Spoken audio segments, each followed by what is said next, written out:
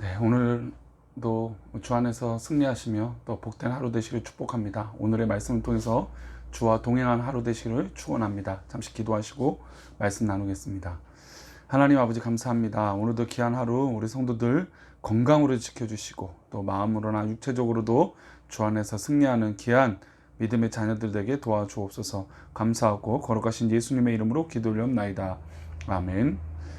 오늘의 말씀은 이사야 34장 1절의 말씀입니다. 제목은 재판정 앞에서 라고 하는 제목으로 이사야 34장 1절의 말씀을 가지고 나누겠습니다. 열국이여 너희는 나와 들을지어다. 민족들이여 귀를 기울일지어다.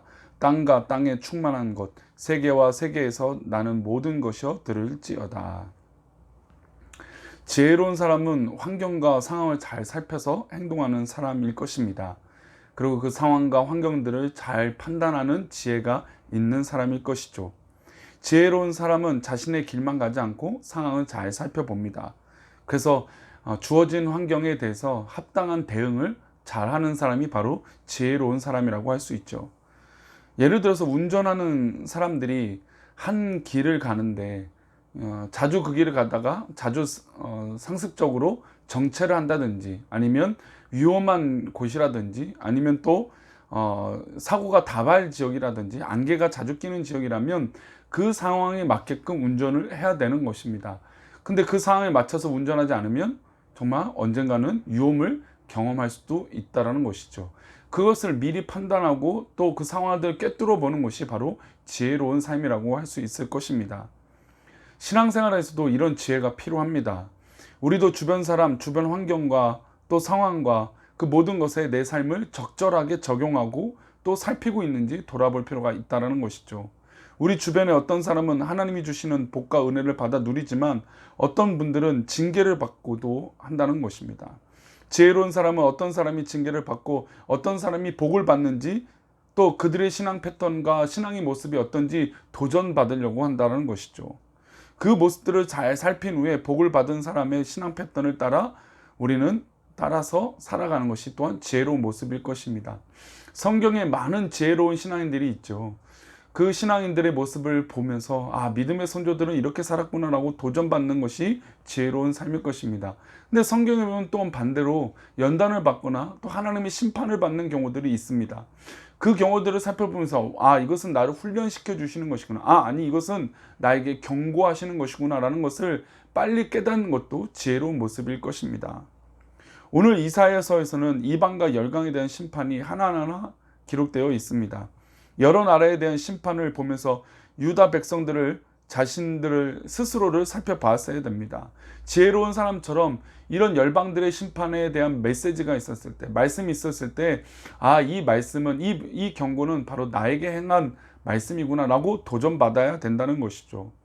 유다 백성들이 지혜로운 백성이라면 다른 나라들이 당하는 또 겪는 심판들을 보면서 우리도 이렇게 살면 안 되겠구나 라고 도전받아야 된다는 것이죠. 판례들이 있습니다. 재판들의 판례들을 보면 이 상황에서 이 여건은 바로 이런 결과들을 가져올 것이다 라고 하는 판례들을 참고들을 많이 합니다. 우리 상황 가운데 판례들이 많겠죠. 또 우리 앞에 일어나는 모든 적용되는 일들이 있을 것입니다. 그 재판정 앞에서 내 상황은 이렇다는 것을 빠르게 직시하고 그 상황에 맞게끔 대처하는 게 바로 지혜로운 삶이라는 것이죠. 믿음의 삶도 바로 하나님 앞에 하나님께서 심판하시는 이 재판정 앞에서 또 하나님께서 이끌어 주시는 이 재판정 앞에서 우리가 어떻게 처신하고 어떻게 해야 될지는 바로 성경에 답이 있다는 것을 우리는 깨달아야 될 줄 믿습니다. 하나님은 유다 백성들을 깨닫게 하기 위해서 여러 가지 도구들을 사용하시다가 특별히 주변 열방 나라들을 심판하시는 모습을 통해서 하나님께서는 이스라엘 백성들, 유다 백성들을 깨우치기 원하셨습니다. 먼저 하나님이 에돔에 대한 심판을 말씀하시기 전 열국들을 재판정 앞에 불러 모으십니다. 1절을 보겠습니다. 열국이여 너희는 나와 들을지어다. 민족들이여 귀를 기울일지어다.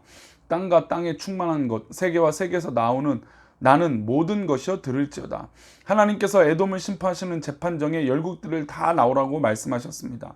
하나님께서 재판하시는 그 자리에 다 나와서 참관하라고 말씀하셨죠. 무엇 때문에 에돔을 심판하든지 무엇 때문에 이런 일들이 벌어졌는지 재판정에 나와서 보라고 말씀하셨습니다. 보라고 하는 이유는 무엇일까요? 당연히 에돔이 왜 심판받는지 깨달아서 너희들도 그렇게 살지 말라고 말씀하시기 원하신다는 것입니다. 재판은 두렵습니다. 왜 두려울까요? 이 재판의 판단으로 인해서 좋은 판단이면 나에게 유리할 것이고, 반대로 나에게 구속력을 행하는 어떤 어려움의 재판의 결과가 나오면 우리는 뒤를 돌아볼 수 없는 어려움을 겪게 될 수도 있습니다. 하나님 앞에 심판을 받을 때 이런 경고의 메시지를 깨닫고, 이 모습을 가졌기 때문에 에돔이 이런 심판을 받구나 라고 깨닫고 우리의 삶에 도전을 받는다면 우리는 우리 앞에 주어진 일들을 돌아보고 하나님 앞에 돌아서야 될 것입니다. 그래서 하나님은 열국을 에돔의 심판정 앞에서 모두 다 모으신 것이죠. 그리고 듣길 원하셨습니다. 그들에게 말씀하시기 원하셨다는 것이죠. 우리가 사는 이 세상이 길어야 100년 남짓입니다. 이 삶이 끝나고 나면 우리 역시 하나님 심판대 앞에 서야 됩니다. 하나님께서 우리를 심판대 앞에 세우시고 이 땅을 살면서 하나님의 말씀대로 행하고 살아갔는지 달아보실 것입니다. 또한 우리가 하나님 앞에서 잘못된 것이 있다면 징계를 받아야 할 것이고 추상 같은 하나님의 책망을 들어야 될 것입니다. 얼마나 두렵고 떨리는 일입니까? 그러므로 우리는 이 말씀을 에돔이 당하는 심판으로만 읽어서가 아니라 우리에게 해당되는 경고의 메시지로 읽어야 될 것입니다. 예수님께서 요한복음 16장에서 이렇게 말씀하셨죠. 성령께서 오시면 죄에 대해서, 의에 대해서, 심판에 대해서 책망하실 것이다 라고 말씀하셨습니다. 심판에 대하여라 함은 이 세상 모든 임금들이 심판을 받았습니다. 높은 사람이든 낮은 사람이든 누구나 하나님 앞에서 심판받은 인생임을 깨닫고 기억해야 됩니다.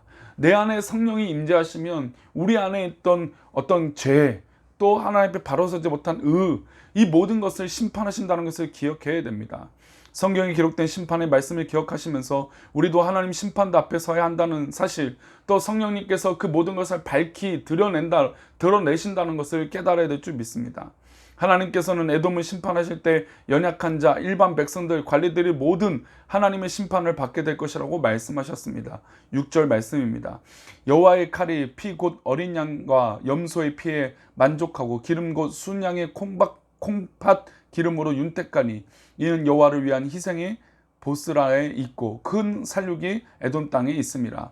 어린 양과 염소의 피는 에돔의 일반 백성들이 당할 심판을 말합니다.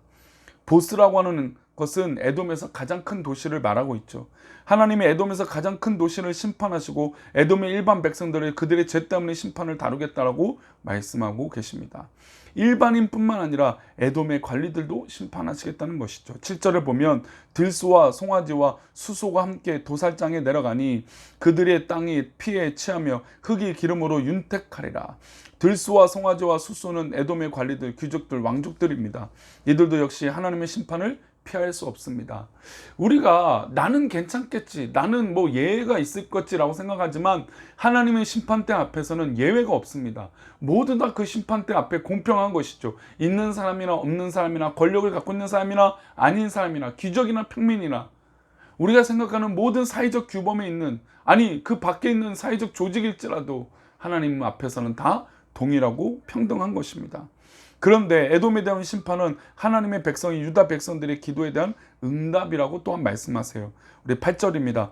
이것은 여호와께서 보복하시는 날이요 시온의 송사를 위하여 신원하시는 해라. 사랑하는 성도님들, 믿음의 백성들의 기도를 들으셔서 하나님께서 에돔을 심판하셨다는 것을 기억해야 됩니다. 그래서 믿음의 사람들이 얼마나 하나님 앞에 바로 서 있어야 되는 것이 얼마나 중요한지 더욱더 깨달아야 됩니다. 더불어서 재판장에 가면 변호사도 있고 검사도 있고 재판장도 있지만 때로는 증인도 있습니다. 바로 믿음의 사람들은 이런 증인과 같은 삶인 것이죠. 하나님 앞에 내가 이렇게 살았노라고, 또 저 죄인들이 저렇다라고 말할 수 있는 정직함이 우리 가운데 있어야 됩니다. 또한 저 악인들이 무너지는 모습을 보고 하나님께서 우리를 살려주시는 것이구나 라고 깨달아 내가 바르게 증언해야지, 거짓 증언하지 않고 위증하지 말아야 되겠다라는 신앙적 양심이 우리 가운데 있어야 된다는 것이죠. 그러니 우리 사랑하는 성도님들, 오늘 하루를 살아갈 때 내가 재판장의 증인처럼, 아니 때로는 내가 재판장에 나와 있는 사람처럼 하나님, 재판장이신 하나님 앞에 신실하고 복되게 사시는 귀한 하루가 되시를 축복합니다. 결국 하나님은 교만한 자를 심판하십니다. 에돔의 가장 큰 심판의 원인은 교만이었습니다. 하나님께서 교만한 자를 꺾으시는 것처럼 우리 안에 혹시 교만함이 있는지, 우리 주변에 교만한 죄인들이 있는지 돌아보며 하나님 앞에 바로 서기를 간절히 축원합니다. 우리 사랑하는 성도님들, 오늘 하루도 그렇게 사시기를 축원합니다. 기도하겠습니다. 참 좋으신 하나님, 오늘도 귀한 하루 살아갈 때 우리가 하나님 앞에 있는 것처럼, 재판장의 증인으로 서 있는 것처럼 위증하지 않고 거짓하지 않고 정직하고 하나님 보시기에 복된 삶을 살 수 있도록 하나님 복을 내려 주옵소서. 오늘도 귀한 하루 살아가오니 하나님 우리 가운데 크신 은혜를 베풀어 주시고 하나님 영광 가운데 살아가게 하여 주옵소서. 교만한 자를 꺾으시는 것을 기억하며 하나님 우리의 기도를 들으시는 것을 기억하며 나아가는 귀한 성도들의 삶이 되게 도와주옵소서. 함께 하실 것을 믿사오며 거룩하신 예수 그리스도 이름으로 기도 올리옵나이다. 아멘.